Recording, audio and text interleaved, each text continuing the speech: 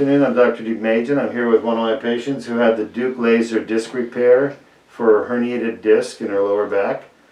And she injured that disc while working. When did that pain start? It started the end of June. End of June. And did you try any other treatments like shots or anything before? I tried chiropractor, pain pills, just rest, tried heat, Didn't work. therapy. Nothing worked.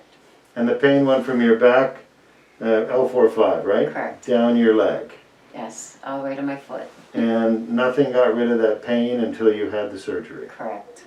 And have you had any of the back pain or leg pain since your Deuk laser disc repair surgery? I've had nothing since I woke up from surgery. No pain. Good. And are you taking pain pills now to kill the pain? I haven't had a pain pill since the morning of surgery. The morning of surgery. So basically curative back pain, curative sciatica from a herniated disc, and no pain pills.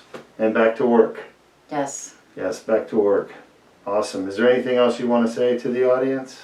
No, I really appreciate you. You great. I had my doubts, but I really appreciate I've got my life back. I'm not sitting in a recliner doing nothing. Yeah.